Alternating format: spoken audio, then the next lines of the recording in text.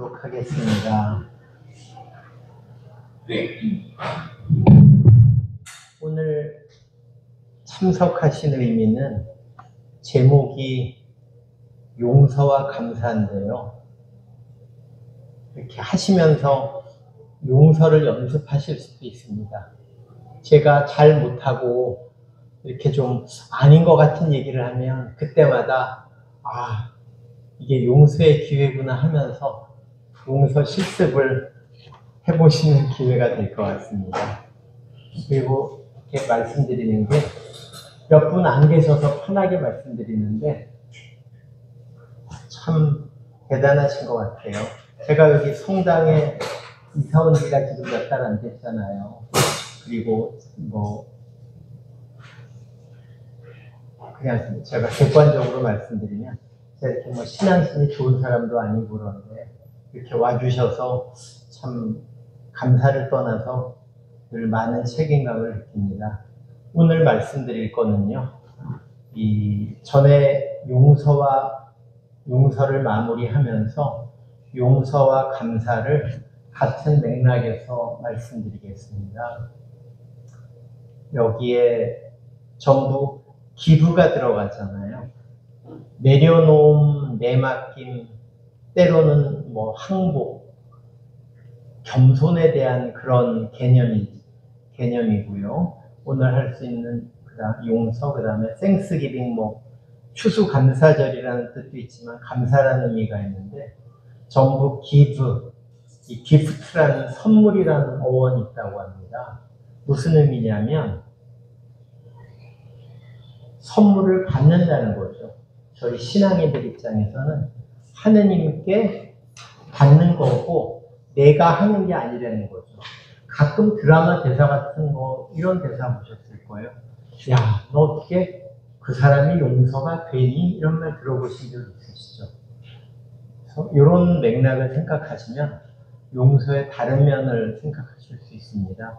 이게 제가 쓴 주로 말씀드리는 텍스트인데요. 여기서 한 50~60%를 내용을 파워포인트를 만들었다가 거의 한 5%, 10%만 남기고 다 뺐거든요. 이분이 오스트리아 분이신데 베네딕토 수도자세요. 그런데 관상기도 그런 얘기가 너무 많으세요. 그래서 처음엔 너무 좋았는데요. 3번, 4번 볼수록 제가 이해가 안 가요. 이해가 안 가는 거를 하면 안 돼서 많이 뺐습니다. 그리고 개인적으로 이렇게 추천드리고 싶진 않습니다. 잘 모르겠어요. 확신이 없습니다. 제가 몇 주 전에 장인어른 기일이어서 다른 성당을 가서 미사를 갔는데 그 성당의 주보예요. 성체조배실에서 코 골며 잠을 자지 않도록 유의해 주세요. 이런 구절이 써 있거든요. 어떻게 생각하세요? 저기 우리 윤 총무님 어떻게 생각하세요? 이 거에 대해서 주보에 나와요. 당연한 얘기 주보에까지 내줄 수 있을까? 근데 이게 불가능한 거거든요. 자면서 코를 안 골고 조절할 수가 없지 않습니까? 제가 우스갯소리로 말씀드렸지만 이분 입장에서는 너무 이게 거슬리시는 거죠. 이런 거룩한 성체조배실에서 어떻게 코를 골아? 근데 반대 의견도 있거든요. 어떤 분들은 이런 종교를 떠나서 힌두교나 불교나 이런 저희 전통에서도 이런 조배실이나 이런 데서 졸기만 해도 은총이 된다는 말이 있거든요. 깊은 뜻은 모르겠는데 결국은 저희가 용서라는 것이 상당히 주관적이고 자기적일 수 있습니다. 이 데리다라는 분이 워낙 유명하거든요. 해체주의라고 들어보셨죠. 이 현대 철학하면은 이 데리다가 거의 대단한데 이분이 대단한 게 소설, 미술, 건축 다 영향을 미쳤어요. 아주 천재죠. 현대에서 가장 영향을 많이 미친 철학자면 이분이 몇 등에 꼽을 거예요. 이분으로 박사학위 논문을 쓴 사람이 우리나라에서도 굉장히 많을 겁니다. 그분이 용서에 대해서 언급을 하셨는데 순수한 용서는 미친 짓이다. 용서는 상황을 뛰어넘은 상상을 넘는 창조적이고 이상 밖의 것이다. 그리고 용서를 윤리학, 심리학 등 이성적인 범주 안에 넣어서 이해하려는 시도 자체가 잘못된 발상이다. 이런 천재가 이런 얘기를 하셨거든요. 미친 짓이고 이성적인 범주에 넣을 수 없다는 얘기는 우리 지식의 영역을 넘는다는 얘기거든요. 그러면 뭐냐는 거죠. 지식의 영역이 아니라는 거죠. 반면에 우리들이 좋아하는 요즘 니체 도서가 많이 나오잖아요. 그분은 용서에 관한 이런 맥락의 얘기를 했습니다. 아무리 고통스러운 것도 나를 죽이지 못하는 것은 나를 더 강하게 한다. 데리다의 얘기랑 니체 얘기 중에서 어떤 말이 더 마음을 움직이세요? 우리 박총무님은 어떤 말이 더 마음을 움직이세요? 어디 좀 필이 어느 쪽이 필이 나요? 용서는 없는 것 같아요. 저는 친구 무시하는데. 맞습니다. 그래서 많은 분들이 이 얘기를 듣고 하는 분들이 일반인들은 이 말을 멋있다고 좋아하는데 영성 공부를 한 사람은 아이고 말장난을 한다고 합니다. 결국은 니체가 얼마나 위대하고 책을 많이 보지만 저는 대학교 때 80한 2, 3학년도에 니체 전집을 다 봤거든요. 지금은 한 권도 안 봅니다. 누가 보라고 주면 버립니다. 왜 그러냐면 니체란 분이 지극히 머리를 쓴 분이거든요. 영성이나 감성이나 정서적으로 한 분이 아니라 천재니까 사고를 막 쓴 분이에요. 그래서 말은 많이 하시는데 이게 몸이 안 따라가요. 전에 말씀드린 대로 본인이 고백하였듯이 자기 여동생과 부적절한 관계를 가지고 무슨 중독, 결국은 약간 좀 정신적인 문제로 거의 폐인이 돼서 돌아가셨잖아요. 우리가 이분이 좋다 그러다를 논의하기 전에 과연 인간이 행복하려면 이런 인지와 지식 영역 가지고는 이론이나 말 가지고는 안 된다. 이런 거를 한 번 더 이렇게 저희가 배우는 것 같습니다. 가장 이 감사에 대해서 임팩트가 있고 제가 한 거는 이거 같이 한번 읽어 주실 수 있으시겠어요? 당신이 감사 기도만을 한다면 그것으로 충분하다. 기도는 감사 기도가 전부이다. 더 이상 바라지 마라. 굉장히 울림이 있지 않으세요? 이 얘기를 한 분이 마이스터 에크하르트라는 중세 저희 카톨릭 학자신데 토마스 아퀴나스 성인이라는 분 많은 관련이 있으세요. 근데 이거에 이제는 너무 흔해가지고 유튜브에서도 이분 얘기를 하는데 이분 말씀을 이해하지는 못하는 것 같아요. 기도가 얼마나 많은데 감사 기도가 전부다. 그것도 마이스터 에크하르트는 카톨릭 영성의 아버지 같은 분이거든요. 카톨릭 영성뿐만 아니라 일반 영성을 하는 분도 마이스터 에크하르트를 굉장히 많이 언급하거든요. 그 다음에 이것도 같이 한번 읽으면 좋을 것 같습니다. 우리는 은총 속에서 살고 있다. 삶의 비극은 너무나 많은 고통을 겪는 게 아니라 너무나 많은 것을 받았음에도 그것에 감사하지 못하는 데이다. 유한 형제님 어떻게 좀 필이 확 오지 않으세요? 저는 많이 다가오더라고요. 이런 것들이 머리로 한 말이 아니라 이렇게 깊은 깨달음이 있는 저희 교부들께서 하신 말씀이라서 왠지 맞는 것 같고 따라가려고 하거든요. 저희 감사일기 얘기 되게 많이 하셨죠. 그리고 감사기도도 개신교 쪽이랑 뉴에이지 쪽에서 많이 합니다. 뉴에이지 쪽의 감사기도는 이런 얘기를 합니다. 감사합니다, 감사합니다 하면 감사한 일이 따라온다고 합니다. 저는 전혀 동의하지 않고요. 감사일기를 쓰는 것은 영성적으로도 굉장히 가톨릭 영성가들도 이렇게 많이 이렇게 권하는 맥락으로 얘기를 하셨습니다. 쉽게 얘기해서 일상에서 감사할 수 있다는 말은 일상 너머에 하느님의 손길을 느낀다는 겁니다. 그래서 감사의 길을 쓴다는 것은 자꾸 이 현상의 깊은 본질을 보려고 노력하는 계기가 되는 겁니다. 그래서 좀 전에 그 말씀드린 에크하르트가 말씀하셨는데, 하느님은 온 우주 만물과 인간의 영혼 깊은 곳에 있다. 이것도 같이 한번 읽어주시면 좋을 것 같습니다. 한 알의 모래에서 세상을 보고 한 송이 들꽃에서 하늘을 본다. 그대의 손바닥에 무한을 쥐고 한순간에 영혼을 담으라. 이 순수의 전조인데 좀 들어보신 적 있으시죠? 라디오에서 잘 틀어주세요. 라디오에서 틀어주는데 윌리엄 블레이크라고 영국 분인데 시인이자 화가이자 되게 영성적인 분인데요. 제가 영문학을 외국에서 공부한 분한테 얘기했어요. 제가 이분이 너무 좋아서 영문학 교수님한테 윌리엄 블레이크가 영국에서 얼마나 유명합니까? 여쭤봤더니 셰익스피어보다 약간 덜 유명하든지 비슷하다고 그러더라고요. 근데 시가 굉장합니다. 그리고 이거를 이용해서 논문을 쓴 분들이 있습니다.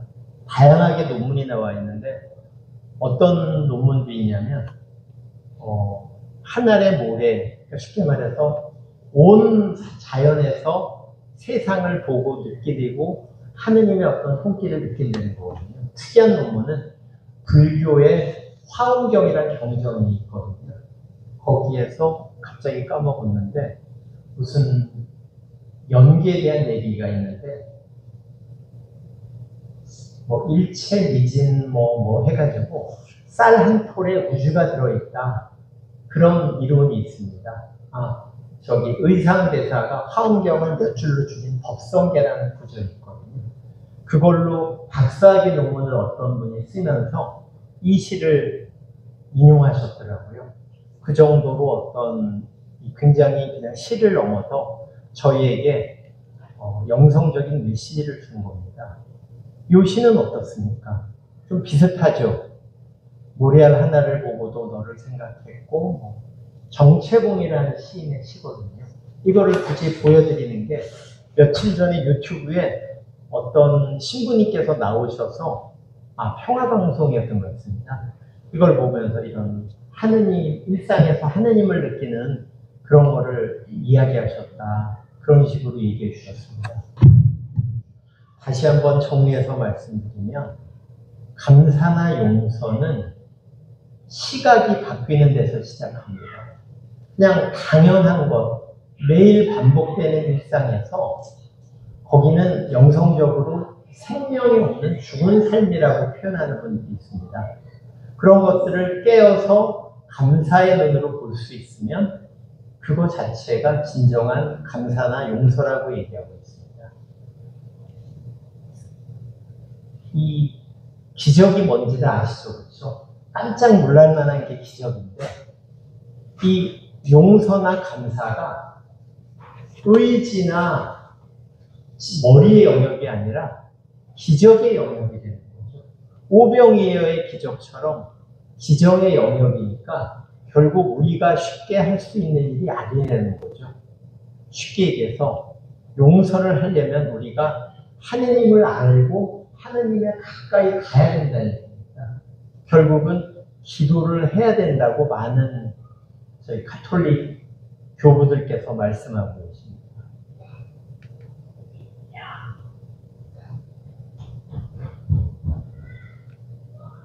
어떤 선사께서 말씀하신 건데 수많은 눈이 떨어지는데 딱딱딱딱 그 자리에 떨어진다는 거죠. 우리는 피전을 느끼지 못하지만 우리 애가 말을 안 듣는 것, 누가 아픈 것, 이런 것 속에 저희가 모르는 어떤 필연이나 신비가 있다는 것을 이해하든지 최소한 그 가능성이라도 받아들여야지 저희가 용서나 감사의 맥락을 잡을 수 있다는 거죠.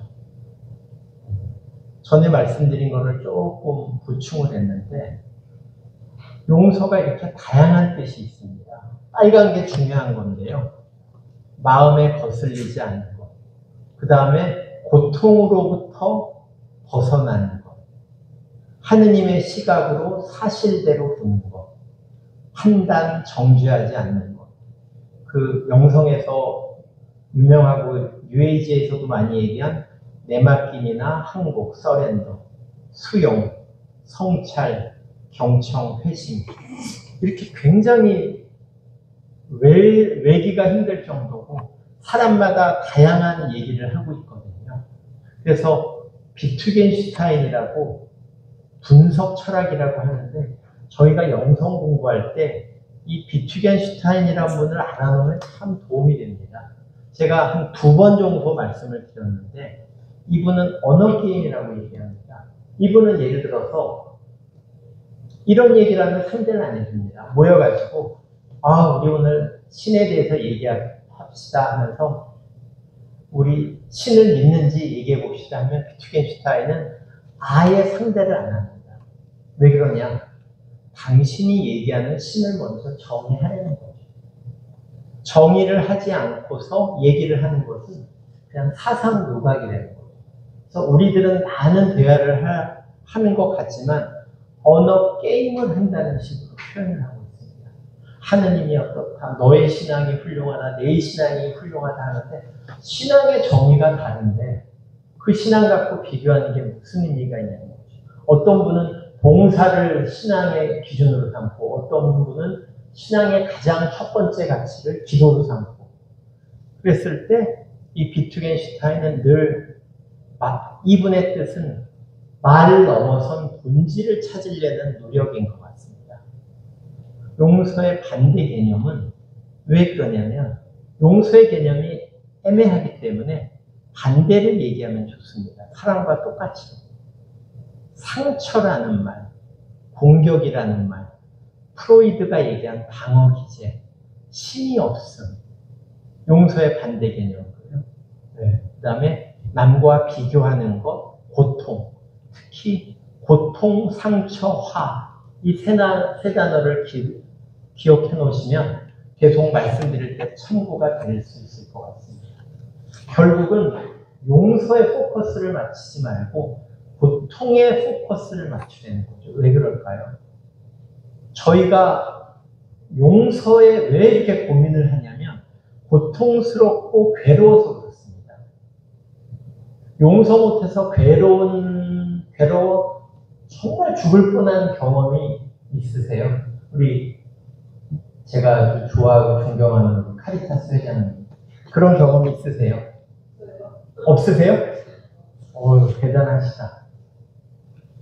정말 고통스러운 경우가 있어서 그때 용서를 얘기하는 거거든요. 머릿속으로 지식적으로 용서에 대해서 얘기하는 게 아니라 우리가 용서를 해야 된다 말아야 된다 하는 얘기는 용서 저변에 있는 나의 고통, 나의 상처를 전제로 하고 얘기하는 겁니다. 포커스는 용서가 아니라 나의 고통과 상처입니다.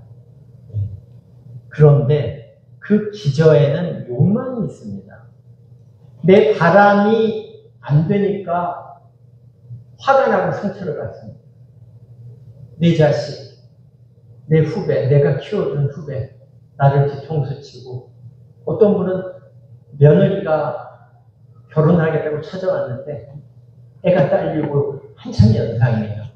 그리고 결혼만 시켜주면 정말 어머니 잘하겠습니다 하면서 거의 무릎 꿇고 막 일하는 데까지 와서 병원까지 찾아와서 빌어가지고 허락을 했는데 안 찾아온대요. 연락도 안 하고 그냥 이렇게 도저히 용서가 안 된답니다. 괴롭답니다. 그게 뭘까요? 내가 너 이렇게 결혼을 시켜줬으니까 너는 나한테 잘해야 돼 라는 나의 어떤 바램 이런 것들이 있는 거죠. 결국은 용서 얘기를 하면 안 되고 고통으로 천착해 들어가야 되고 고통 얘기를 하면 안 되고 그 기저에 나의 어떤 욕망이나 판단이나 바램이 있었냐를 봐야 돼요. 거기서 멈춰도 안 되고 그거에 기반이 되는 거짓 자아를 봐야 됩니다. 왜 이런 욕망들이 다르냐면 우리가 진짜 하느님이 주신 참나가 아니라 세상의 가치관이 유치원만 가도 막 비교하고 막 야 예쁘네 뭐하네 초등학교 가면 뭐 메이크업 운동화를 신었네 하면서 세상의 가치관이 들어오거든요. 뉴스를 보면 얼마나 많이 들어옵니까? 그런 거에 의해서 우리의 거짓 자아가 형성돼서 거짓 자아가 이런 욕망을 갖고 있기 때문에 상당수 우리 고통의 원인이 됩니다. 결국은 우리들이 아무리 저를 포함해서 잘났다, 성스럽다 하지만 우리의 내면은 영성적으로 봤을 때 욕구, 집착, 탐욕으로 가득 차 있다는 겁니다. 누구나 할 거 없이. 그리고 우리는 무엇도 누구도 어떤 상황도 객관적으로 못 본다는 겁니다. 다 우리의 왜곡된 선글라스를 본다고 합니다. 결국 그것이 영성, 이렇게 요한성이나 이런 분들은 어둠이라고 표현하셨고 그것은 하느님이 주어진 원래 참자, 어린이 같은 시각으로부터 분리된 것을 어둠이란 말로 많은 영성서적에서 얘기하고 있습니다. 그래서 인간 내면의 어둠은 이게 칠죄종이라는 것이 그런 것들이죠. 이것을 인간의 기본 조건이라고 합니다. 인간은 누구나 갖고 있다는 거죠. 조금 나중에 보충 설명 말씀을 드리겠습니다. 그래서 결국은 그레고리우스 같은 분은 영적 여정은 내가 병이 들었다는 것을 영적으로 인정하는 데서 시작한다는 겁니다. 그래서 첫 번째 영적 여정, 용서의 시작은 어둠에서 빛으로 나간다는 겁니다. 쉽게 얘기해서 내가 갖고 있는 이런 것들을 다 포맷을 지키고 내려보내야지 그 다음부터 영적 여정이 시작되는데 아까 말씀드린 대로 내가 병들었다고 인정을 안 하면 시작이 안 되는 겁니다. 나는 다 알고 나는 단체장이고 나는 신앙이 훌륭한데 거기서 뭐 내려놓을 게 있습니까? 나는 완벽하다 못해 우리 무의식적으로는 하느님에 가깝죠. 그러니까 용서를 어떻게 하겠습니까? 우리가 할 수 있는 거는 남을 판단하고 비판하는 것밖에 할 수가 없죠. 그래서 우리 내면의 무의식적인 프로그램, 신체적인 욕구, 안정과 생존, 여기에는 이런 것도 들어갑니다. 집을 갖고 싶은 욕구 안에는 꼭 세속적인 물질적인 욕구 이외에도 우리의 안전과 생존 욕구와 맥락이 이렇게 겸한다고 합니다. 또한 이런 정서적 욕구는 다 아실 겁니다. 인정 욕구라는 건 참 우리 누구나 갖고 있지 않습니까? 여기서 저희가 약간 구별해야 될 때 욕구와 욕망을 구별을 해야 됩니다. 욕구는 채워줘야 되고요. 욕망은 극복하고 하느님께 내맡겨야 됩니다. 어떤 게 차이가 있을까요?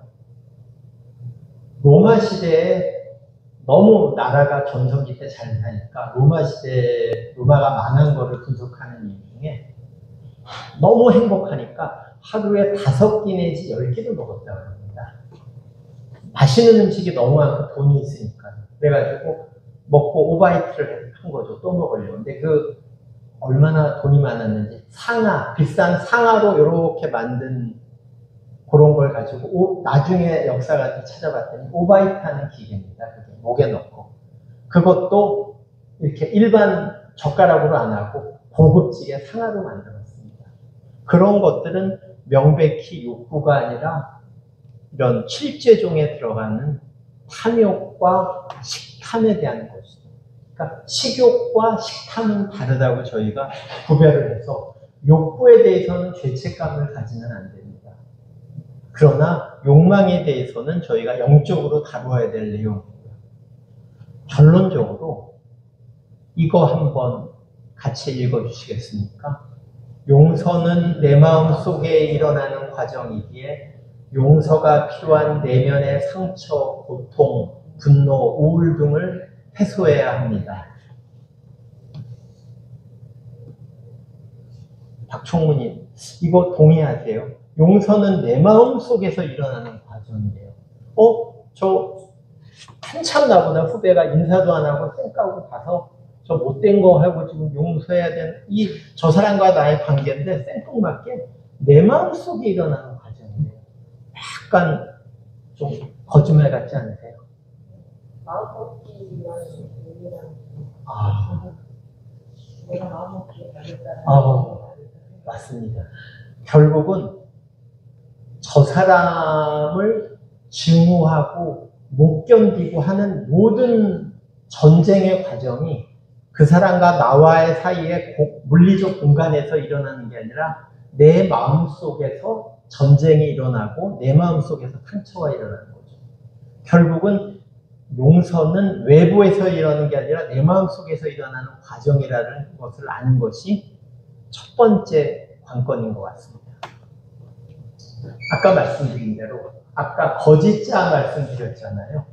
현대의 불행의 문제는 하느님과의 분리라고 많은 영성 교부들께서 말씀하시고 있거든요. 많이 들으셨을 거예요. 아담과 이브 얘기도 그 얘기고 그렇죠. 하느님과의 관계 단절. 우리가 물질적 풍요 속에서 그 영적인 빈곤을 느끼는 이유. 이것도 제가 좋아하는 기도인데 같이 한번 읽어보시면 좋을 것 같습니다. 사랑받고자 하는 욕구에서 나를 구하소서. 칭찬받고자 하는 욕구에서 나를 구하소서. 명예로워지고자 하는 욕구에서 나를 구하소서. 잊혀지는 두려움에서 나를 구하소서. 오해받는 두려움에서 나를 구하소서. 이게 혹시 이 기도 아시는 분 계세요? 마더 데레사께서 하신 나의 기도거든요. 참 마음에 이렇게 와닿는 기도예요. 마음이 답답할 때 이 기도를 몇 번 외우면 마음이 좀 가라앉고 힘이 좀 생기는 것 같아요. 결국은 그 현대인의 소외 문제 있지 않습니까? 현대인의 소외 문제를 가장 많이 다루는 철학이 소위 실존 철학일 겁니다. 그분들이 표현하는 용어입니다. 인간은 내던져진 존재다. 철학에서는 그렇게 보지만 소외를 얘기하지만 저희 가톨릭 영성에서는 내 안에 하느님의 부재를 모든 우리의 어떤 소외와 고통과 이것의 어떤 이유, 근본 이유로 보는 거죠. 결국 약간 다른 얘기인데 고독과 우울 자체를 저희가 후회와 참회의 차이처럼 볼 수 있습니다. 나중에 한번 좀 다시 자세히 말씀을 드리겠습니다. 아까 말씀드린 실존주의자, 그 다음에 아까 많이 말씀드렸던 니체에 대한 얘기를 말씀드리겠습니다. 탕자의 비유를 너무 많이 훌륭하게 하셔서 제가 감히 그거에 대해서 뭐라고 얘기를 하겠습니다.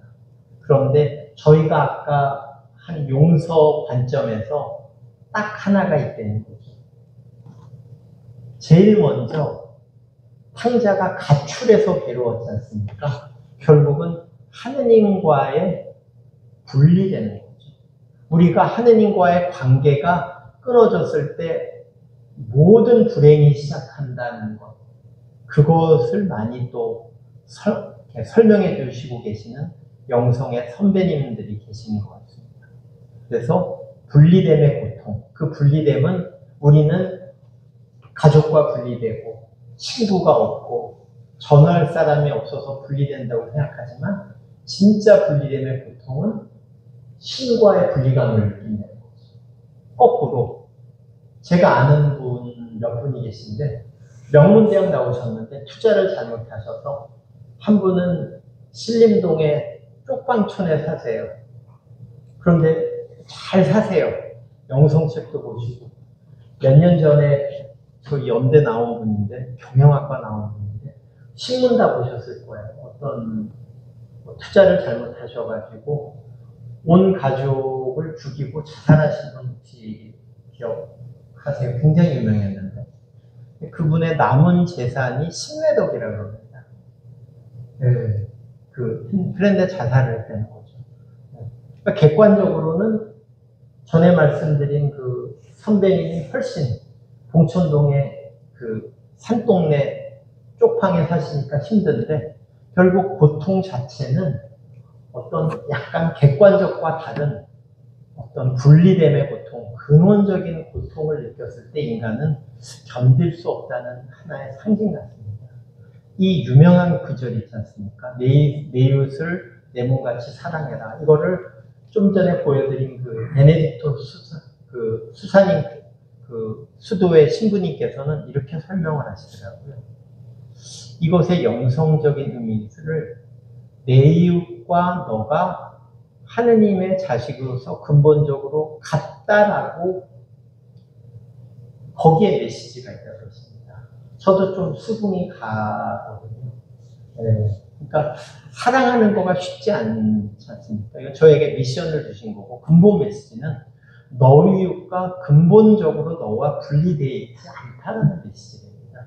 제가 뭐 깊이 이해를 못해서 그 이상은 말씀을 못 드리겠습니다. 그래서 가끔 보면 이런 뭐 저희 이웃 종교에서도 그런 간증 같은 걸 들어보면 이런 간증이 많습니다. 가난을 주셔서 감사합니다. 질병을 주셔서 감사합니다 하는데 영성적으로 그 자체를 감사하면 안 됩니다. 그런 거를 감사하는 거는 뭐 마조히스트인가요? 그런 용어가 있지 않습니까? 그것이 아니라 그것을 통해서 그것을 계기로 하느님을 알아가고 만남으로써 축복이 되는 것이지 이 자체를 감사하는 것이 아니라고 꼭 지적을 해주시고 계십니다. 여기서 아까 말씀드린 후회와 참회가 근본적으로 다르고 고독과 우울이 아주 다르다는 거죠. 똑같은 환경에서 고독한 친구도 없고 돈도 없는 상태를 했지만 그 자체를 이제 세상에 연락도 아무도 없고 믿을 게 하나도 없다. 한 분은 극단적인 선택을 하고요. 아니다. 이제 내가 잡을 분은 하느님밖에 없다 하고 하느님을 만나는 분은 그것을 고독으로 승화해서 영적으로 발달을 하시는 것 같습니다. 현실적인 얘기인데요. 용서의 확증, 내가 용서받았다는 것을 어떻게 할 수 있을까요? 자꾸 해주셔서 죄송한데 우리 카리타스 회장님 용서를 얘기했으면 결론이 나야 되잖아요. 용서를 얘기했으면 용서를 받았다는 확증이 있었잖아요. 문서로 받습니까? 그러면 말로 받으면 될 것 같죠. 전 아닌 것 같아요. 그래서 제가 우리 박 총무님한테 막 화를 냈어요. 말도 안 되는 일로.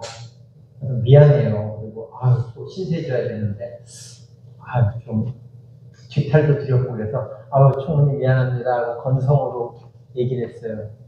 딱 보기에 진짜 상종하고 싶지 않지만 나이도 많고 계속 봐야 되니까 네 신경 쓰지 마세요. 용서해 드릴게요. 용서한 건가요? 저는 행복할 수 있지만 용서 안 했죠. 그렇죠? 그럼 못 믿겠으니까 사인 한 장 해주세요. 박소미 총무는 안브로시오를 용서했어요. 사인 딱 받았어요. 아니죠. 그렇죠? 제가 이렇게 바보 같은 얘기를 하니까요. 우리는 용서를 너무 쉽게 생각하고 너무 바보같이 생각한다는 겁니다. 비상식적으로 생각한다는 겁니다. 그럼 용서는 뭘로 확증을 받을까요? 아니 용서를 받아야 행복하고 평화를 얻고 유튜브 보면 용서를 하면 뭐 세로토닌이 올라가고 전전두엽이 활성화되고 편도체가 안정화되고 좋아 죽으니까 용서를 하려는데 용서를 하고 용서를 받았다는 거를 검증할 수가 없는데 말이 안 돼. 용서와 같은 맥락의 말들을 함으로써 짐작을 할 수가 있습니다. 여기는 평화방송에 많이 나와서 다 아실 거예요. 믿음이라는 말이 크레도라는 얘기거든요. 왜 이야기를 하려면 아까 용서가 기적의 차원이라고 말씀드렸잖아요. 상식과 지성으로는 할 수가 없습니다. 명백히 어떤 사람이 나한테 상처를 줬습니다. 내가 상처를 받았다는 것은 내 임계치를 벗어난 공격을 받은 겁니다. 상처를 받았는데 어떻게 용서가 됩니까? 괴롭다는 것은 내가 못 견딘다는 얘기인데 결국 그거를 해소하는 방법은 중에 하나가 믿음이거든요. 이 믿음의 어원이 심장, 하트, 심장을 다친다는 어원이랍니다. 결국 죽어야 죽는데 그 죽는 게 내가 죽는 게 아니라 거짓자가 죽어야 가능한 단계가 믿음이라는 거죠. 저희 신앙의 선조들 보면 이 말이 이해가 되죠. 저희는 편하게 성당을 다니고 쉽게 신앙을 얘기하고 하느님 마음 얘기하지만 그분들은 하느님 얘기하면 목이 떨어지고 하느님을 배교를 하면 살아날 수 있었거든요. 그 시기에는 정말 우리 신앙 선조들은 믿음은 죽음과 동의어였습니다. 제가 참 감동 깊게 읽었는데 저희 그 선조들의 얘기를 한번 읽어보는 게 저희 신앙에 굉장히 도움이 되는 것 같습니다. 세례도 마찬가지입니다. 우리 저 세례자 요한 그 말씀 들어보면 이렇게 물에다 푹 집어넣었다 빼는 게 한 번 죽이고 다시 태어난다는 원래 그런 유다 개념이 있었다고 합니다.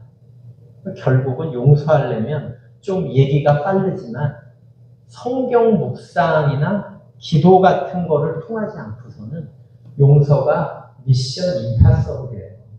도저히 되지 않는다는 겁니다. 그럼 결국은 우리가 용서한다 그러는데 용서를 얘기하려면 주체와 대상을 써야 되지 않습니까? 내가 용서를 하니까 용서를 하려면 용서를 하는 나를 알아야 됩니다. 내가 과연 용서할 만큼 에너지가 없어요. 힘들어 죽겠어요. 예를 들어서 맞고 사는 여자분들 계시지 않습니까? 남자가 자꾸 때려도 용서를 한대요. 왜냐면 맞는 게 내성이 돼서 남자가 무릎 꿇고 술 깨고 다시 안 때릴게 그러면 아 그래 한답니다. 그런 걸 보고 심리학에서는 또 약간 어떤 분들은 값싼 용서라는 개념을 합니다. 진정한 용서가 아니라는 거죠. 그러니까 용서는 개인에 따라서 굉장히 다양하고 그 개인을 알아야 된답니다. 용서의 주체, 결국은 정체성 문제. 전에 말씀드린 대로 이 발마라는 분이 말씀하셨는데 저희 마음이 얼마나 넓습니까? 저 오늘 아침에 북한산으로 올라가서 이렇게 바위에 올라갔는데 세상의 모든 걸 다 용서할 것 같아요. 내려오다가 어떤 사람이 담배를 피고 있어요. 등산로에서.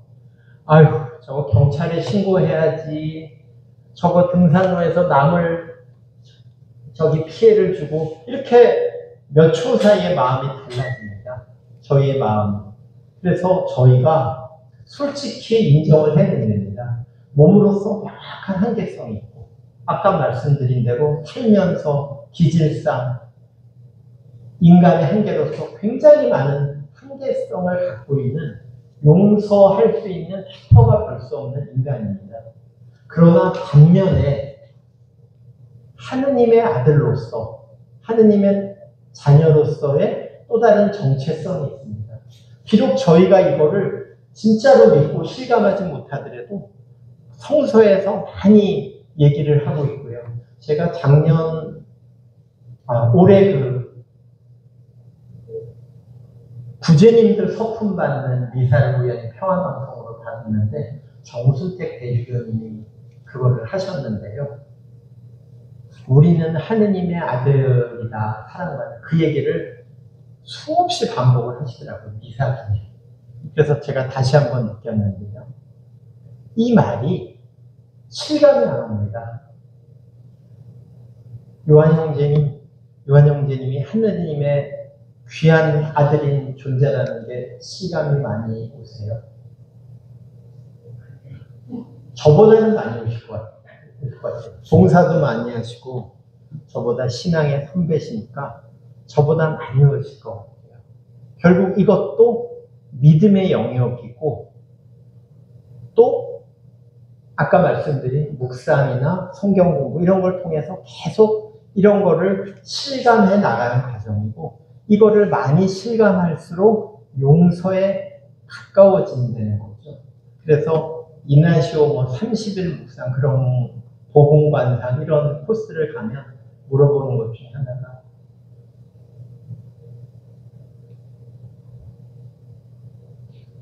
잘못 썼네요. 나는 하느님을 무엇으로 정의하는가. 그래서 어떤 수행자분은 이거를 20년 동안 관상을 하고 계시대요. 저도 감히 이 답에 대해서 모르겠고요. 그래서 이런 거에 대한 거를 저희가 돼야지 용서의 어떤 맥락이 잡힌다는 거죠. 이 토마스 키팅이라고 저희의 그 관상 기도를 발전시켜서 향신 기도라고 들어보셨죠. 그거를 정립한 분이 키팅 신부님이시거든요.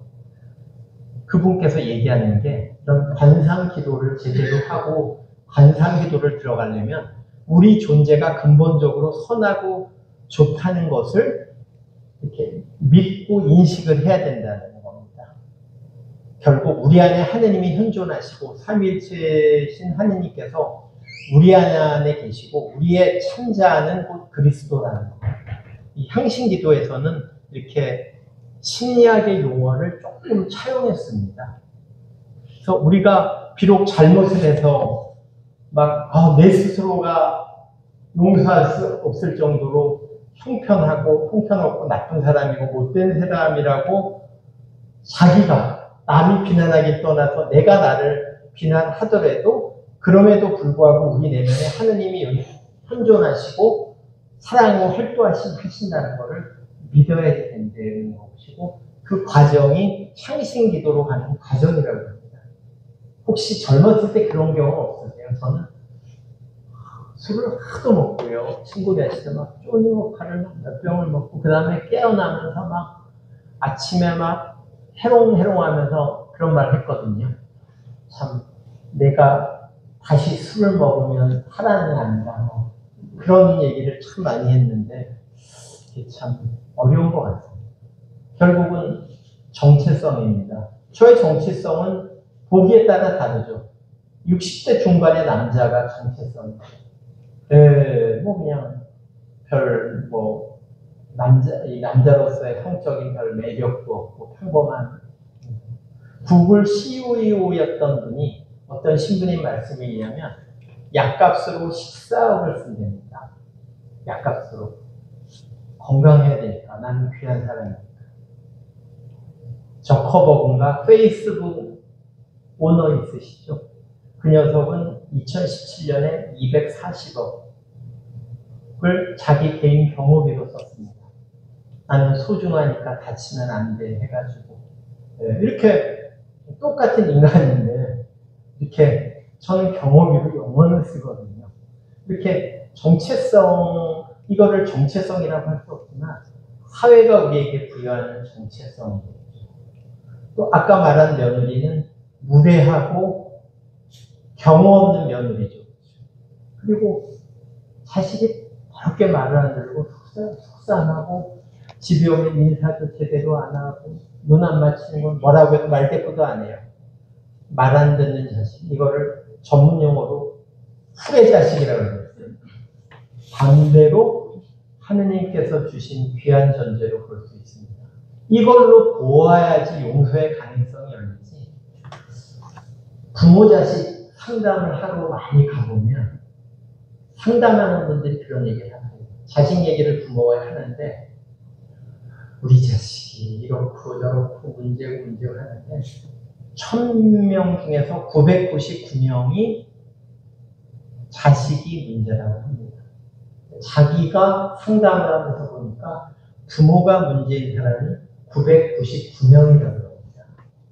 이 건널 수 없는 간극이 있지 않습니까?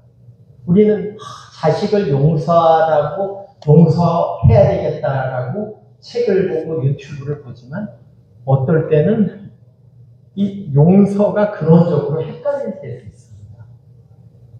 여러분 영세명을 이 정체성과 관계 있지 않습니까? 혹시 가족을 부를 때 이름으로 안 부르고 호칭으로 부르는 분 계세요? 우리 총무님, 자매님을 호칭으로 부르시죠. 네, 그럼 벌써 신앙심이 좋으셔서 네, 그냥 이름으로요. 별명으로요. 네, 뭐 그것도 사랑스러운 거죠. 그랬을 때 우리가 왜 영세명을 가졌습니까? 제 영세명이 암브로시오거든요. 이렇게 암브로시오라는 분을 찾아보게 되고 동일시도 하게 되고 연구도 하는데 저랑 닮으신 데가 많아요. 안 닮은 거는 너무 훌륭하신 건데 굉장히 특이한 게 좀 특이하세요. 유명한 일화가 그때 로마 황제가 그 지역 몇백 명인가 몇천 명을 학살을 했어요. 반란했다고 용서라는 얘기. 죽인 다음에 이 암브로시 성인이 계신 이 성당에 이렇게 왔어요. 딴 사람은 다 도망갔는데 암브로시오 성인은 떡 맞고 그 황제한테 살인자는 못 들어온다고 얘기를 했어요. 살인자가 못 들어온다. 그래가지고 뭐 이렇게 그 황제도 대단한 사람이죠. 그래서 참여하고 잘못했습니다 하고 겨우 입장을 했어요. 황제도 훌륭한 분이죠. 그렇죠? 네, 그럴 정도로 좀 특이한 분이신데 제가 왜 이 말씀을 드리냐면 제가 참 좀 드리기 그런데 제가 꽤 긴 기간 동안 이 냉담을 한 적이 있어요. 그때 어떤 신부님께서 저를 기억하고 지금까지도 영세 기간이 되면 암브로시오 축일 축하해 이렇게 얘기를 제가 냉담하는 걸 알면서도 매해 12월 7일이면 보내주셨어요. 답장을 할 때 약간 망설여졌어요. 감사합니다 신부님 그러고 김택수 올린 그럴까 암브로시오 올린 그럴까 정체성이 헷갈렸어요. 그러니까 결국은 정체성이라는 게 굉장히 중요한 거고 영세명도 그렇게 쉽고 만만한 것도 아닌 것 같습니다. 이런 것들. 그래서 우리들이 모든 것을 부를 때 가끔은 우리 자녀를 영세명으로 불러주는 것도 좋을 것 같아요. 그럼 서로 교감이 되면 결국은 용서하려면 하느님을 깊이 이해하고 만나야 된다는 게 많은 영성 교부님들의 말씀입니다. 그리고 그것 자체는 기도나 미사는 당연하지만 일상에서 평상시에 이런 것들을 실천을 해야 됩니다. 왜냐하면 저희가 아무리 교회에 열심히 있고 이런 성체도배를 해도 2-3시간을 안 넘어가잖아요.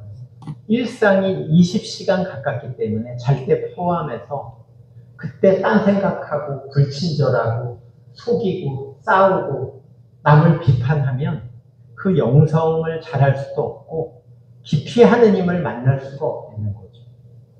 결국은 그래서 일상의 영성 이런 말들이 나오는 것 같습니다. 근데 여기서 문제가 있습니다. 우리가 하느님을 믿는다고 제 신앙이 부족한 제가 이렇게 들은 얘기로 여러분들께 말씀을 드렸는데 이 말 자체가 모순입니다. 아까 인간은 워낙 태어날 때 몸으로 한계가 있고요. 성장 과정에서 이런 욕구 같은 것들이 사회화돼서 거짓자로 우리는 살고 있는데 그런 한계 있는 인간이 어떻게 무한한 존재를 믿습니까? 어떻게 가능할까요? 네, 이게 어떤 관상의 그런 것입니다. 가장 핵심적인 말이 우리의 지식을 초월하고 생각을 초월하고 더 꼭 저희가 명심해야 될 게 언어는 하나의 심벌이거든요.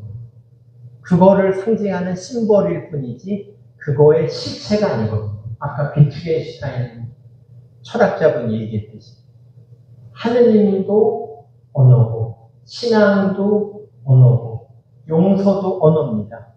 그런데 우리는 그게 아니라 그 너머의 실체를 만나야 됩니다. 하느님이란 단어, 책에 있는 하느님 해서 시험 보면 교훈과 100점 받을 수 있습니다. 하느님은 어떤 분입니까? 전지전능하고 우리를 사랑하시고 머리로 하는 하느님이잖아요. 우리는 필요 없어요. 60이 넘으면 언제 돌연사할지 모르잖아요. 절실해요. 우리가 알아야 되는 하느님은 실제 가슴으로 영혼으로 받아들여야 되는 하느님이거든요. 그러니까 모르지만 언어와 상징으로 표현될 수 없고 늘 그거 너머에 계시다는 걸 우리가 마음속에 갖고 있는 게 중요하다고 합니다. 그리고 그거 자체도 유년기에 형성된 부모의 이미지와 깊이 연관이 되었다고 합니다. 며칠 전에 친한 친구를 한 7년 만에 만났는데 이 친구가 아주 명석한 친구예요. 카톨릭에게 교수하다가 지금 딴 데 교수를 하는데 우리나라 이런 의사, 의학자 중에서 SCI 논문이 우리나라 1위예요. 그리고 이 영성 공부도 많이 했어요. 개신교였다가 최근에 카톨릭으로 전향했는데 자기 얘기를 하는데 자기 아버지가 자기를 굉장히 사랑하는데 몇 년 전에 돌아가셔서 심적으로 힘들었다. 그런데 뭐라고 얘기를 하냐면 우리 아빠가 돌아가셨다고 해요. 아빠. 이 아빠라는 용어가 그 성서에 되어 있는 거 아시죠? 그렇죠? 성서에 보면 특이한 게 아버지라는 용어가 조금 더 신약에서 많이 나오고 아빠라는 용어도 한 4대2나 요 정도로 아빠라는 용어도 가끔 5대1로 나온다고 하거든요. 근데 그 친구가 아빠 그래서 제가 야, 김 박사 아빠 한 번 더 해봐 그랬더니 아빠 그래요. 근데 제가 하는 아빠랑 달라요. 저는 일단 아빠란 말이 안 나와요. 그래서 저희 아버님은 저희랑 소통이 없으셨어요. 전혀. 굉장히 소통이 없으셨거든요. 그리고 이제 본인 세계를 많이 추구하셔가지고 그런데 이 친구는 자기 아버지가 너무 자기를 사랑해 주셨어요. 안아줘. 반면 어머니는 한 번도 안아준 기억이 없고요.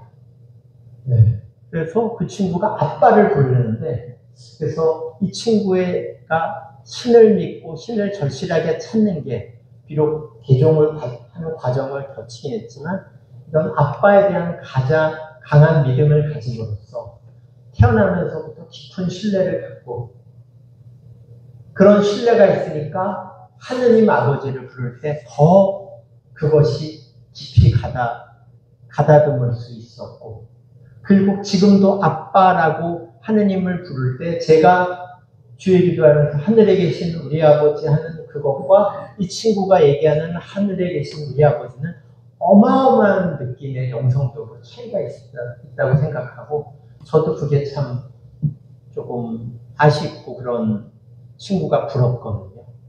예. 그래서 이런 언어와 상징을 넘어선다는 걸 생각을 했을 때 우리는 죄송합니다. 우리는 두 번 다시는 하느님을 믿는 사람이 그럴 수 있어. 너 신앙이 왜 엉망이야? 이런 얘기를 할 때 참 조심스러워진다는 거죠. 자기를 돌아보게 되고. 다시 한번 말씀드리면 인지, 지각, 언어를 초월하기 때문에 일단은 알기가 어렵다는 데서 시작을 해야 됩니다. 우리는 하느님이 모르고 겸손해야 되고 결국 신앙은 믿음이라는 거는 눈에 보이는 걸 보는 게 아닙니다. 저분을 믿으면 강남 아파트가 생기고 병이 낫고 안 믿는 게 바보죠. 안 그렇습니까? 그게 아니라는 거죠. 보이지 않는 거를 믿는 게 진짜 믿음이 되는 거죠. 신뢰와 용기가 필요합니다. 이게 좀 잘못 썼죠. 신뢰가 믿음이죠. 믿으려면 또 믿음이 필요한 겁니다. 이게 모순 같지만 나중에 말씀을 드리도록 하겠습니다. 이 기도 같이 한번 읽도록 하겠습니다. 사랑하는 하느님, 제가 가는 곳마다 당신의 향기를 뿌리도록 도와주십시오. 제 영혼이 당신의 영과 생명으로 흘러 넘치게 해주십시오. 저의 존재 속에 당신이 들어오셔서 완전히 소유하시어 당신의 빛으로만 저의 삶이 빛나게 해주십시오. 저를 통하여 제 안에 빛나는 당신으로 하여금 제가 만나는 모든 영혼이 당신의 현존을 느끼게 해주십시오. 저와 함께 머물러 주십시오. 혹시 이 기도 아시는 분 있으세요? 기도 제목이 향기를 뿌리는 기도라고 번역을 하면 되는데 마더 데리사 성인께서 거의 매일 그 수도에서 읽는 기도로 알고 있습니다. 그래서 유명한 일화가 있는데 그 캘커타의 수도회가 있잖아요. 일이 너무 많고 하루에 어떨 때는 전역에서 5만 명인가를 먹여 살리셨대요. 인도 전역에서. 나중에는 뭐 전 세계적으로 50만이라는 얘기도 있으니까 수녀님들이 이런 얘기를 하셨대요. 데레사 수녀님, 우리 일이 너무 바쁘니까 지금 몇 시간 기도하는 거 조금만 줄이고 봉사 준비 더 하죠. 데레사 성인께서 더 느려야 된다. 느리셨대요. 그러니까 좀 이상하잖아요. 그렇죠?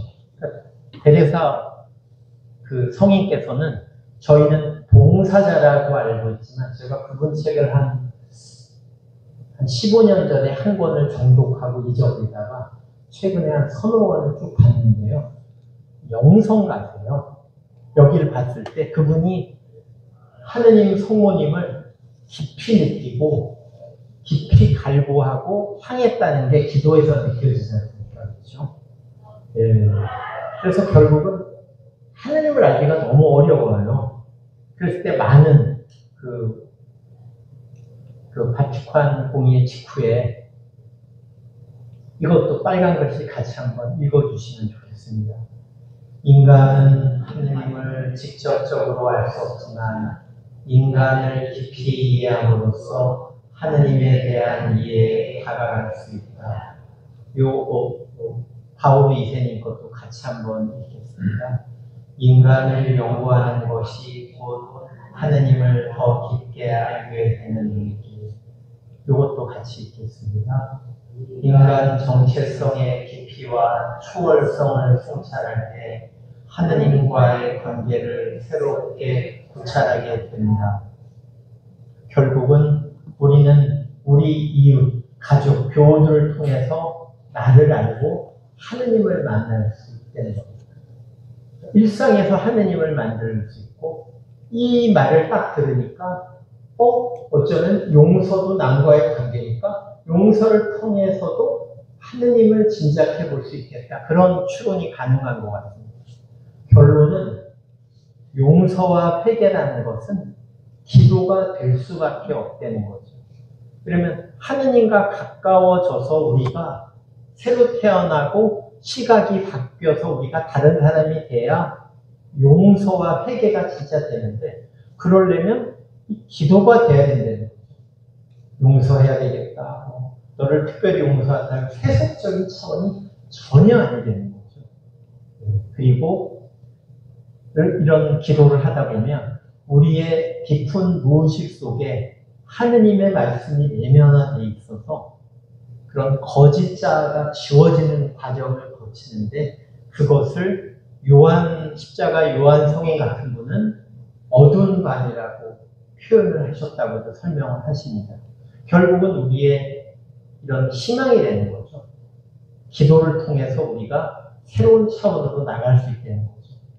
그리고 그런 과정에서 필요한 덕목들인데 우리는 경청을 남의 얘기를 들어주는 거라고 알고 있거든요. 저도 경청을 좋아해서 저희 나라에 경청이라는 베스트셀러가 있습니다. 그걸 한 20년 전에 저희 직원들한테 한 권 사드려서 같이 읽었는데 직원들이 너무 감동해서 눈물을 흘리기도 했어요. 젊은 여자분들이었는데 그때 저는 경청에 대해서 이해했다고 생각하는데 그 다음에 영성 공부를 조금 하면서 제가 이해한 경청이 토탈리 틀렸다는 걸 느꼈습니다. 경청이 뭡니까?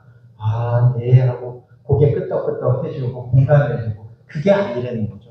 경청은 뭡니까? 저 사람이 말 같지 않는 거를 하는 것 같지 않은 변명을 하는 것 같은 내 자식이 하느님이 나한테 준 나와 똑같은 나의 구성물이 아닌 귀한 존재라는 거를 억지로라도 믿어야지 경청이 시작됩니다. 그리고 경청이 지속되려면 어떻게 될까요? 그 이해 안 되고 납득 안 되고 화를 하고 수준 낮아 보이고 덜 떨어지는 것 같은 말 속에서 어쩌면 하느님의 음성이 있을 수도 있다는 가능성이 있어야 진정한 경청이 되는 거거든요. 결국은 우리가 하느님을 이해를 못하면 경청도 안 됩니다. 계속적으로 끄떡끄떡 내내 이거는 비즈니스맨이 하는 경청이죠. 그렇죠? 쉽게 말해서 값싼 경청이죠. 잠심도 똑같습니다. 제가 얼마 전에 그런 걸 들었는데 나누고 싶은 얘기인데 어떤 분이 젊었을 때 신앙심이 좋았을 거랑 신앙심이 부족했을 때 차이 나는 걸 얘기하시면서 신부님이 미사에 10분씩 종종 늦으신대요. 아침 미사에. 박총무님 어떤 생각이 드세요? 신부님 안 계시다고 생각해요. 신부님은 안 늦으십니까? 어떤 생각이 드세요? 늦으시면 안 되는데 이 생각이에요. 어떤 분은 어떤 생각을 하냐면요. 왜 이렇게 젊은 신부님이 늦었는데 평소에 그 신부님이 좀 이렇게 마음에 안 들었어요. 이렇게 신부란 분이 이렇게 늦을 수가 있어. 저는 왜 이래? 이럴 때고 똑같은 상황을 갖고 어떤 똑같은 옆에 계신 할머니는 아이고 우리 신부님이 기도를 많이 하셔서 건강이 되게 안 좋으신가 보다. 늦으실 분이 아닌데 건강이 좀 어떠신가 내가 좀 여쭤봐야 되겠다. 아프시면 안 되는데 내일 우리 이사를 해주셔야 되는데 하늘과 땅 차이지 않습니까? 그 전에 말씀드린 거 기억하시죠? 외국에서 어떤 신부님이 이렇게 강론을 하는데 이렇게 땅땅땅땅땅 이렇게 똥떠들이로 강론을 하셨대요. 그러니까 이분이 분심이 일어나서 저 사람 신부가 되지 않아야지 했대요. 그 사람이 꿈을 꿨는데 그래서 강론 들을 때마다 화가 났겠죠. 그 젊은 신부님이 강론할 때. 근데 꿈에 이렇게 어느 날 자는데 꿈속에서 하느님 음성 같은 게 들려서 얘야 그 신부 내가 시킨 신부다. 그 얘기를 하셨더래요. 그래가지고 이 사람이 번뜩 정신을 차렸대요. 그리고 참여했다는 얘기가 있어요. 이것도 결국은 용서와 관련되는 말일 수 있고 용서의 다른 맥락을 생각할 수 있습니다. 똑같은 상황에서 우리의 신앙심에 따라 그렇게 다르게 볼 수가 있습니다. 아까 말씀드린 대로 우리는 하느님을 알고 하느님을 만나고 있지만 그 깊이는 매우 다양합니다. 그러면 역설적으로 이런 말이 성립할 수 있을까요? 어떤 분은 너무 훌륭해요. 그분은 하느님을 거의 완전히 알고 있어요. 저 사람을 봤더니 신앙심이 너무 없어요.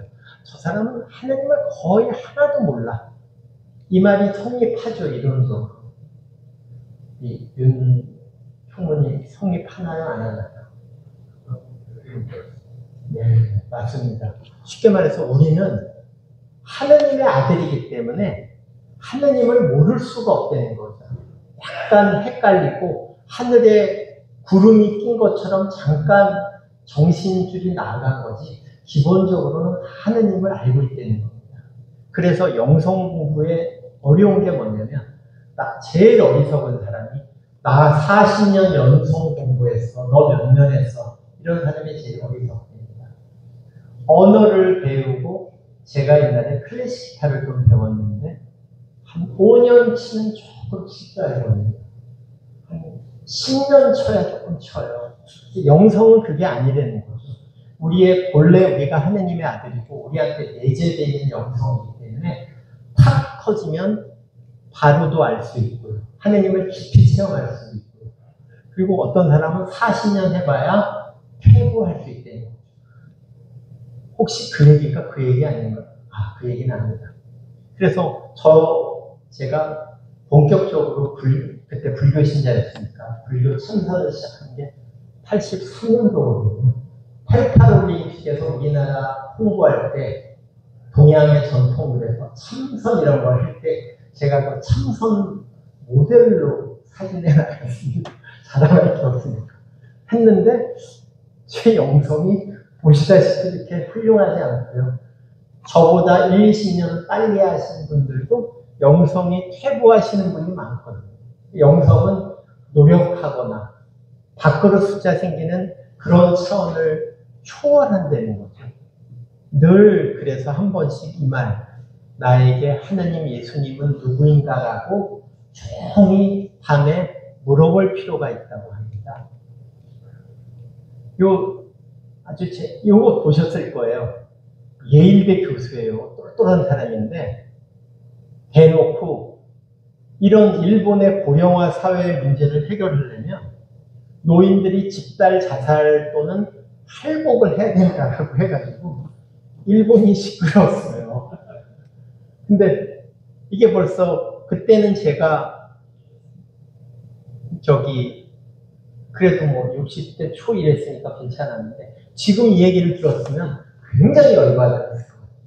박총무님은 그렇게 열 안 받죠. 왜냐면 난 노인이 아니니까. 근데 저는 지금 엄청 열을 받거든요. 지금도.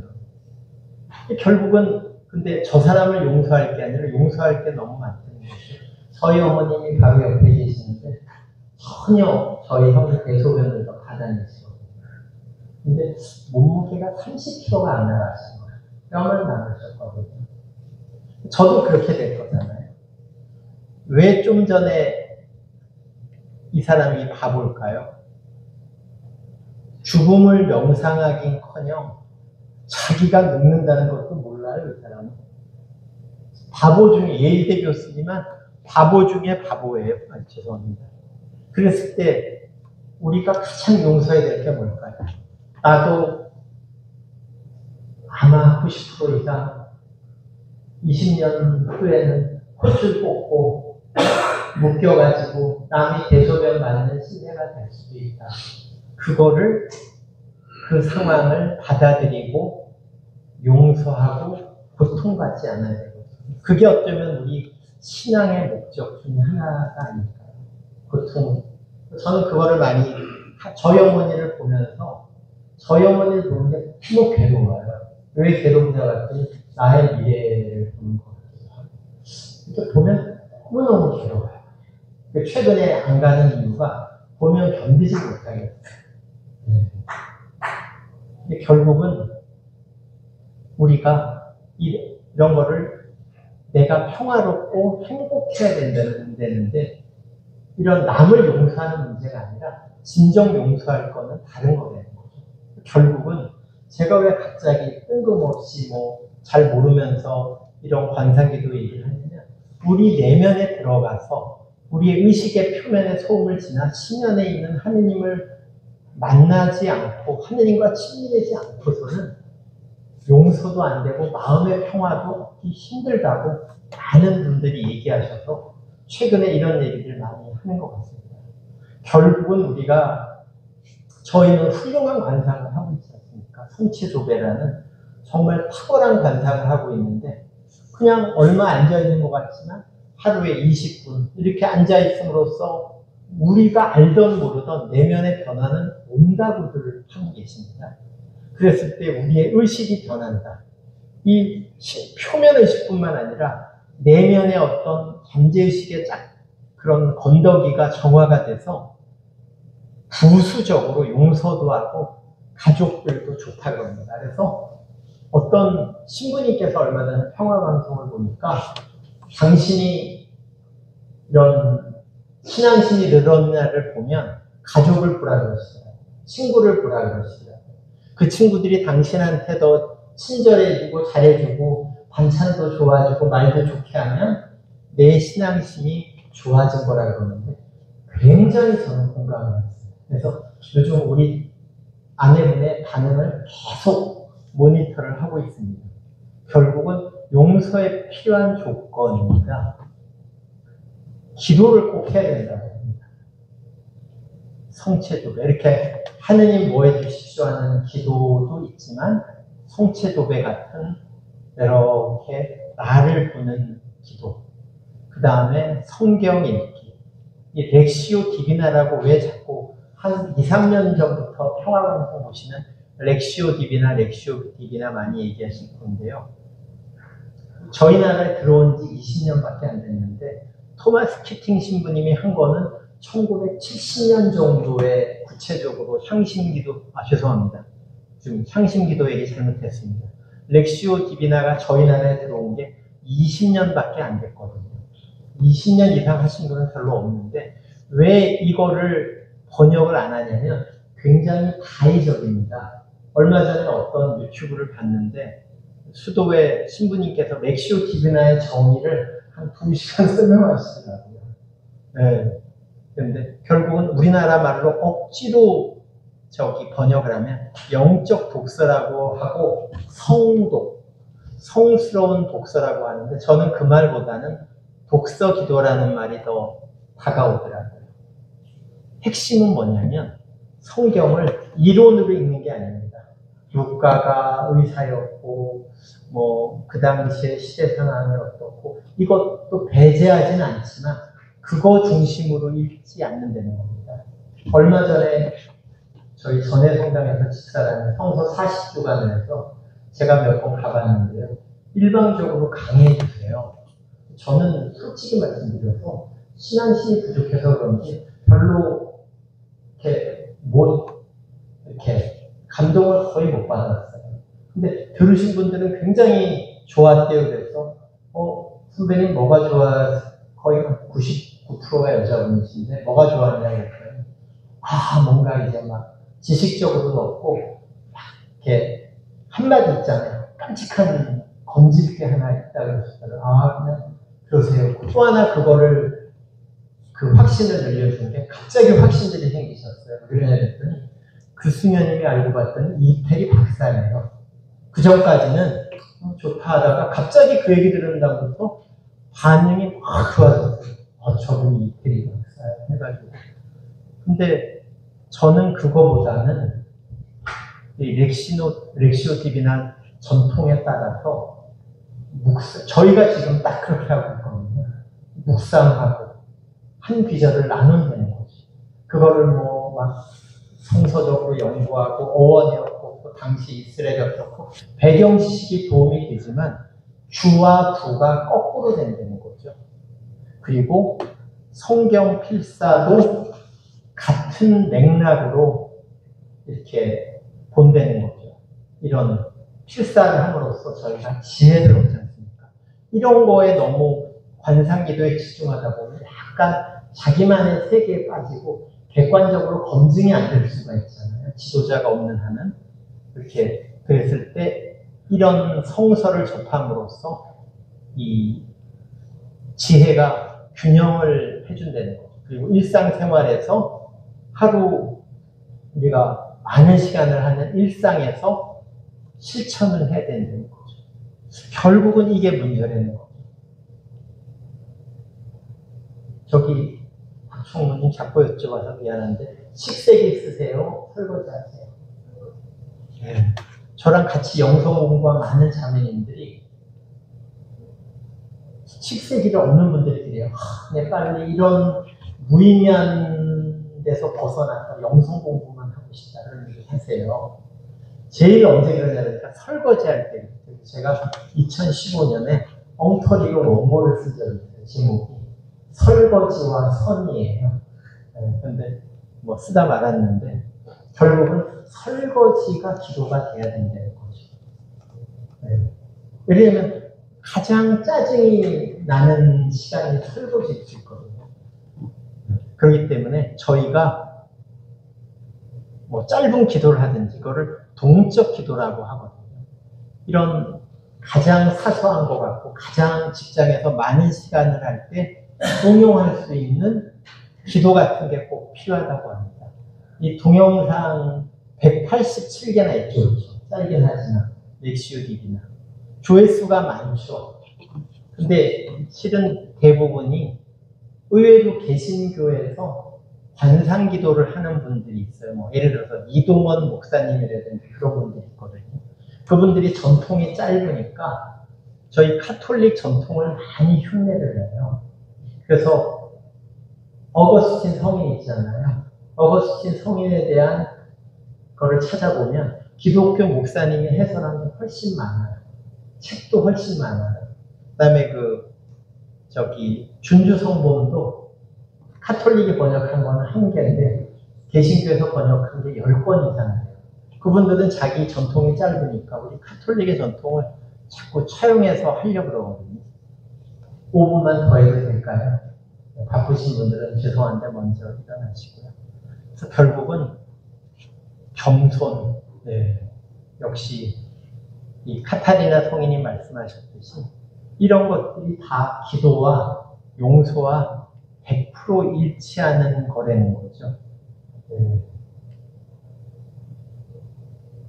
요거 2개만 하겠습니다. 근데 제가 말을 만들었는데요. 스스로 겸손이 어렵다는 거죠. 우리가 겸손하기 어렵다는 거죠. 타율 겸손, 고통이나 병, 경제적인 어려움이 있으면 어쩔 수 없이 사람이 포기하게 된다는 거죠. 그래서 그럴 때 쓰는 용어가 우리 레디꼬라는 노래 있지 않습니까? 그럼 레디꼬나 내맡김이 아니라 서렌더, 항복이라는 표현을 쓰는 거죠. 우리 인간은 욕심이 있기 때문에 힘든 일이 주어져서 이래야지 어쩔 수 없이 사회적으로 겸손하게 된다는 거죠. 역설적으로 그럴 때 고통이나 병이나 가난이 그 자체가 축복이 아니라 우리를 내려놓고 겸손하게 함으로써 하느님과 가까워하기 때문에 진정한 은총이라는 얘기 같습니다. 이걸 마지막으로 하겠습니다. 제가 좋아하는 책이고요. 준주 성본. 이게 카톨릭이 고전의 앞쪽에 있는 책인데 왜 이 책을 좋아하냐면 이 소아데레사 성인을 제가 존경하는데요. 그분이 영적인 그런 어둠의 시기를 맞아서 영적 서적도 못 보시겠다고 했어요. 그분이 이런 십자가의 성 요한에 대한 묵상을 하셨나 봐요. 그러다가 그 책도 안 보고 도저히 영적으로 너무 힘들으셨을 때 잡은 책이 2권인데 성서와 준주 성본이라 그러더라고요. 네, 저도 이거를 잘 지금 조금씩 정독을 하고 있는데요.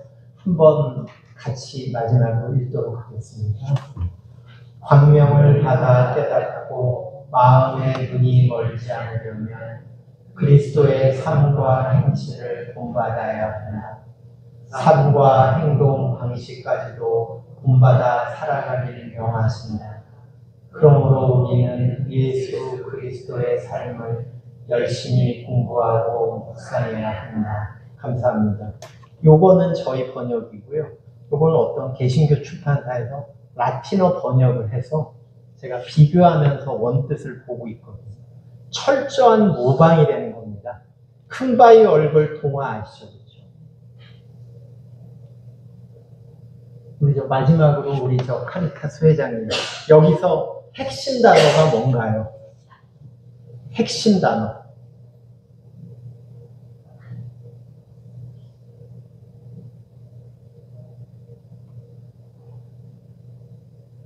한 단어, 딱 한 단어.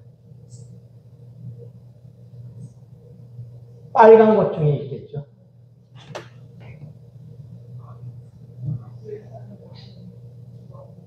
한 단어. 예? 모방. 예. 모방이 맞는데요. 모방이 정답인데요. 그리스도가 저는 정답이라고 생각합니다. 왜냐하면 지금까지 하느님 얘기했잖아요. 하느님 알고 하느님 기도하고 하느님은 알고 그랬는데 갑자기 그리스도를 본받음으로 논리에 비약을 했잖아요. 하느님을 모르기 때문에 우리는 그리스도를 본받아야 됩니다. 그래서 그 기도 있지 않습니까? 우리 주 그리스도를 통하여 비나이다. 하느님과는 우리가 연결 안 된다는 거죠. 그때 하느님과의 연결을 강조하는 분들이 누굽니까? 유다교지 않습니까? 지금 이스라엘.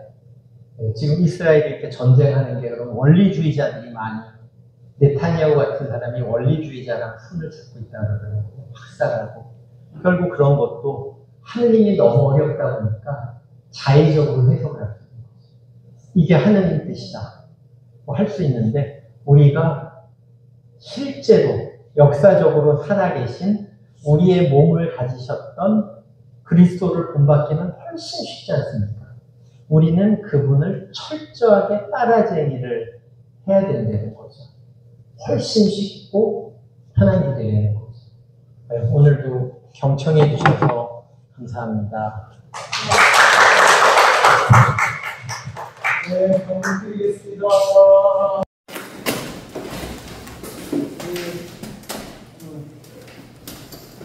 좋은 시간 함께 해주셔서 주님께서 여러분과 함께 또한 사세의 영과 함께 성부와 성자와 성령께서는 이 자리에 함께한 교우들에게 축복을 내려주시고 길이 머물게 하소서. 아멘. 성부와 성자와 성령의 이름으로 아멘. 많이 모여주셔야 되는데 소수 정에